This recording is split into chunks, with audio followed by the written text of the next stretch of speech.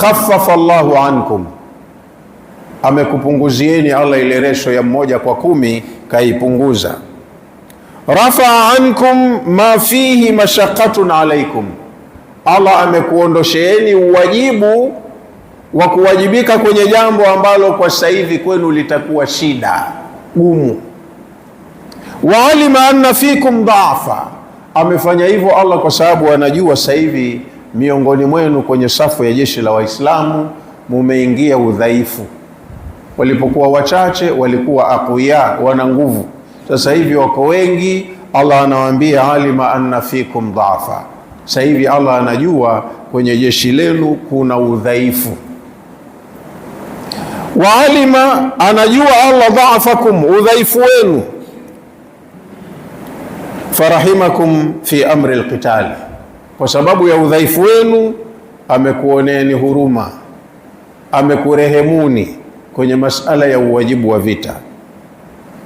Kwa sasa fa iyakum minkum 100 sabiratu, wakiwemo kati yenu Waislamu 100 wapiganaji wenye uvumilivu, yaghlibu 200, 100 watapigana na 200 na watawashinda 1 kwa 2. Yani in yudad minkum 100 sabiratun, kwa sasa wakipatikana kati yenu Waislamu wapiganaji 100 wavumilivu, ala shadaidi, wanaweza kuvumilia kwenye shida za vita, yataghallabu ala 200 min alkafara, watakuwa na uwezo wa kuwashinda makafiri 200.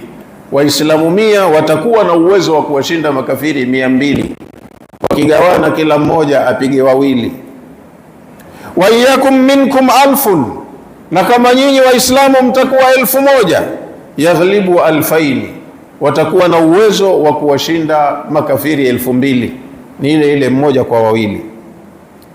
Yani wa yujad minkum 1000 sabirun, wakipatikana miongoni mwenu Waislamu 1000 wavumilivu, fi sahati alqitali au fi sahati liqai, kwenye uwanja wa mapambano, yataghallabu ala 2000 min al-a'da, watakuwa na uwezo wa kuwashinda 2000 katika maadui biidhnillah, na hilo litafanyika kwa idhni ya Allah, si kwa uwezo wenu.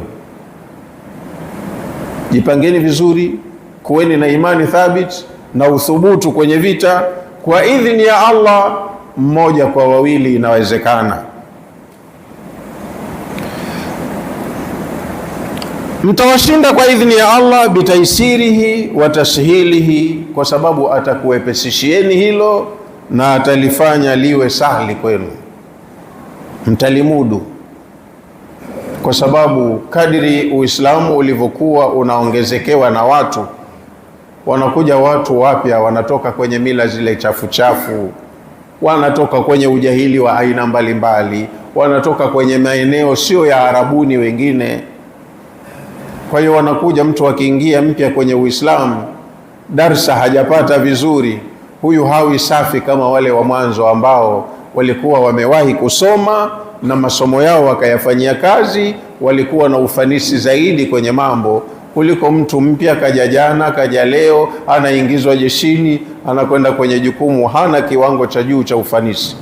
Huo ndo udhaifu.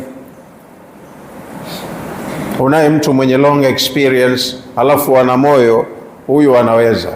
Lakini anakuja mtu hana experience, hata nafasi ya kazi unaambiwa angalau awe na uzoefu wa miaka 2. Mtu kaja jana kasilimu, leo anaambiwa kuna vita, we ni askari, twende vitani.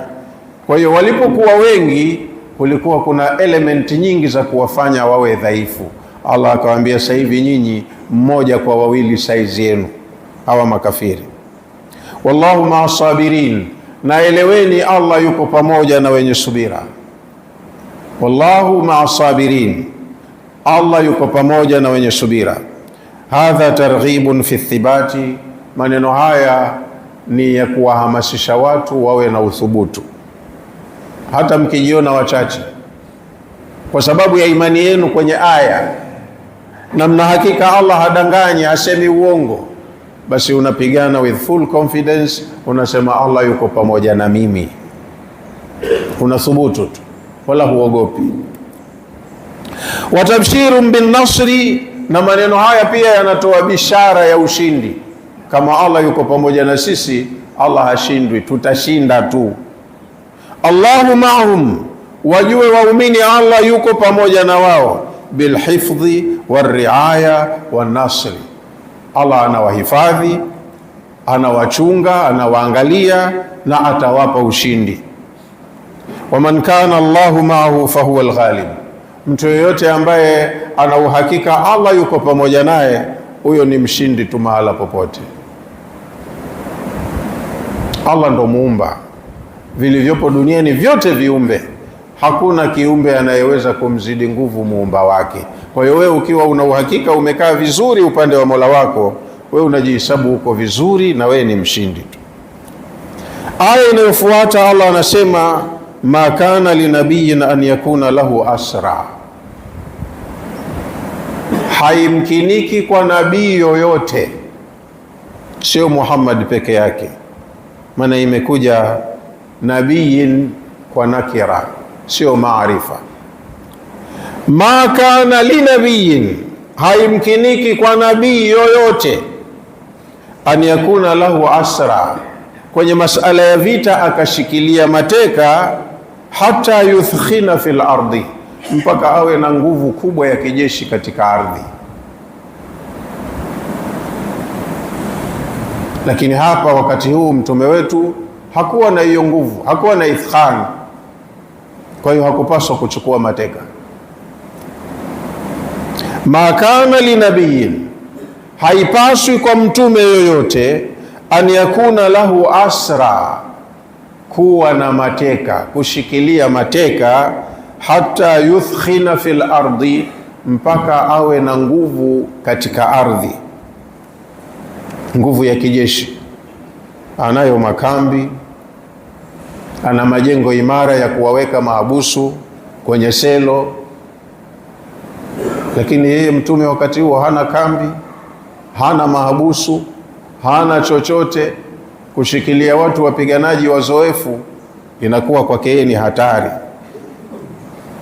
Maana ya aya ni kwamba aitabu linnabii, aya hii ni kugombwa kwa mtume. Mtume anagombwa sallallahu alayhi wasallama wa ashabihi, yeye na masahaba wake wanagombwa ala akhdhi alfada, kwa kuchukua fidia kwa wale mateka waliowapata kwenye vita vya Badri.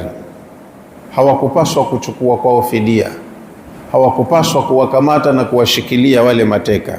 Wal maana, na maana ya aya, la yanbaghi linabiyin min al-anbiya'i, haipaswi kwa nabii yoyote katika manabii waliotumwa, an ya'khudha al-fada, kuchukua fidia, min al-asra, kutoka kwa mateka waliowakamata vitani, illa ba'da an yaksura al-qatla wa yubaligha fihi, ila baada ya waliouawa kuwa wengi, na halafu yeye aliyefanya vita hivyo akashinda na kuua wengi, awe ana nguvu katika hii ardhi. Yani umejipanga vizuri, una jeshi imara, unazo sehemu thabiti za kuwahifadhi watu kama hawa watata, halafu una right ya kusema waachieni huru, na ukawa una uhakika hata nikiwaachia huru hawa hawana mashaka na mimi, hawawezi kunidhuru, niko vizuri.